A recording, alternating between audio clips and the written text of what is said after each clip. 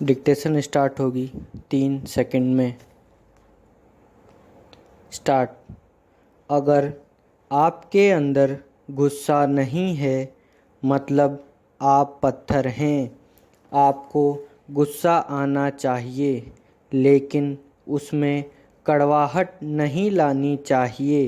कड़वाहट कैंसर की तरह होती है, ये इंसान को निगल लेती है। जब मैं 7.5 साल की थी मेरे साथ दुष्कर्म हुआ। ज्यादती करने वाला व्यक्ति परिवार के करीब था। मुझे हॉस्पिटल में भर्ती करवाने की ज़रूरत पड़ी। उसे जेल हुई और उसी दिन किसी कारण से उसकी मौत हो गई।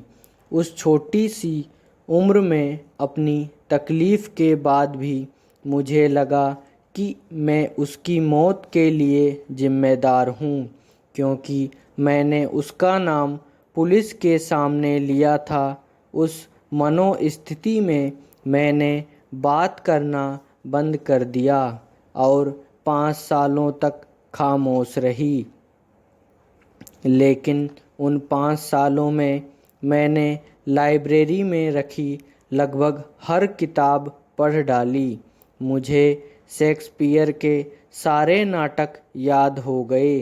ढेर सारे लेखकों का काम, कविताएं स्मृतियों में कैद हो गईं। जब मैंने बोलने के बारे में सोचा, मेरे पास कहने के लिए बहुत कुछ था और जो कहना चाहती थी उसे बयां करने के लिए भी कई तरीके मेरे सामने थे। शारीरिक प्रताड़ना, वो भी कम उम्र में, ना सिर्फ शरीर बल्कि मन को भी तोड़कर रख देती है। जीवन के प्रति निराशा भर जाती है। इससे ज़्यादा त्रासद और कुछ नहीं हो सकता, क्योंकि कम उम्र का पीड़ित कुछ नहीं जानने वाली स्थिति से किसी पर भी विश्वास नहीं करने वाली स्थिति में पहुंच जाता है।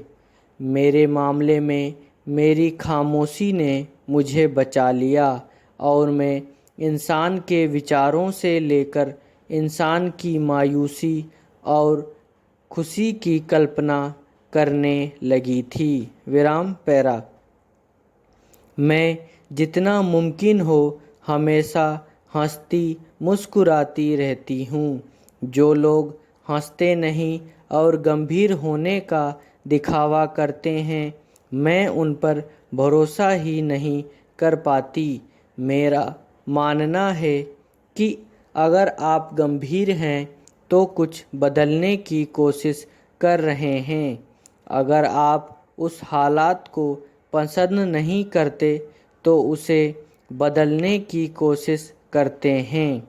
इसे बदलने के लिए जो भी करना चाहें करें, और अगर आपका हर काम सपाट रूप से मुंह के बल गिरता है तो कुछ भी नहीं बदल पाते, तब इसके बारे में अपने सोचने का तरीका बदलें।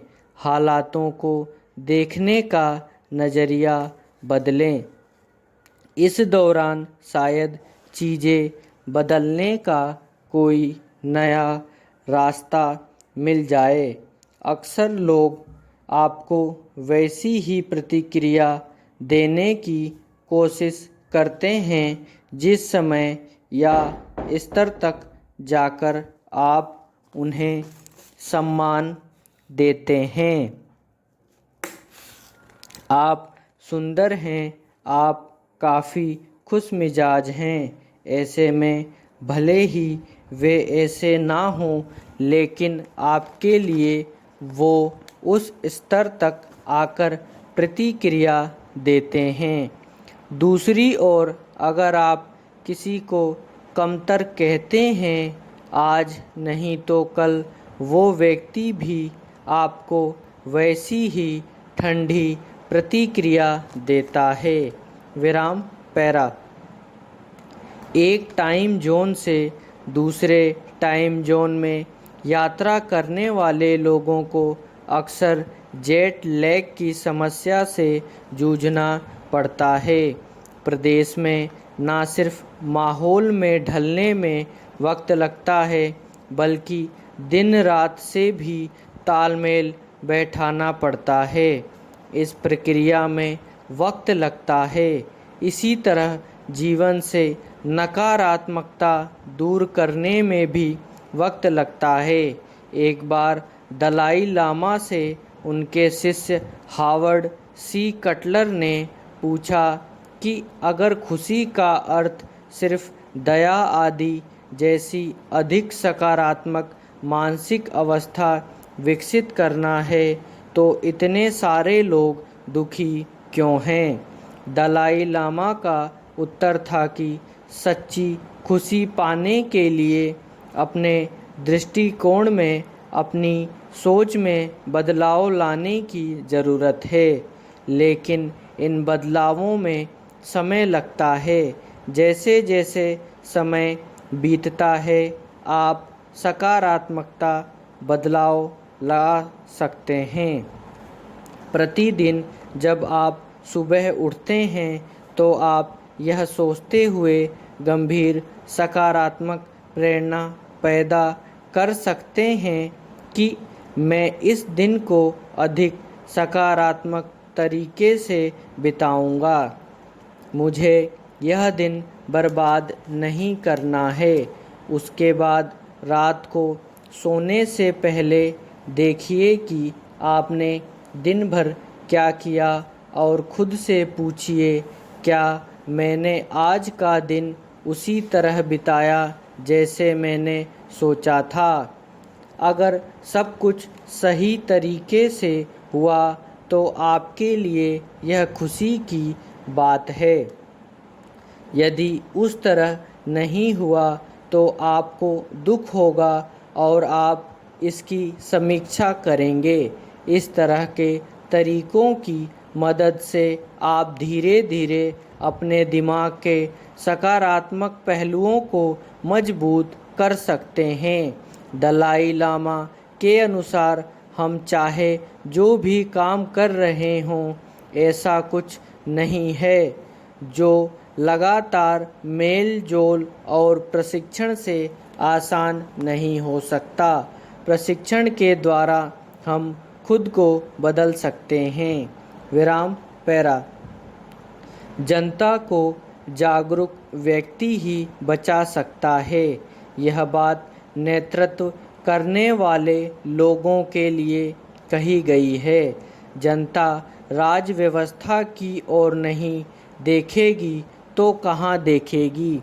उसके जीवन के अनेक निर्णय राज सत्ता के चार पायों से बंधे हुए हैं। इसलिए वह अपने नेतृत्व से अत्यधिक अपेक्षा भी रखेगी। हमारे राजनेता जनता का दिल जीतकर सत्ता तक पहुंच जाते हैं और फिर ऐसा करते हैं जैसे दिल में बंद कर दरिया में फेंक दूं चाबी।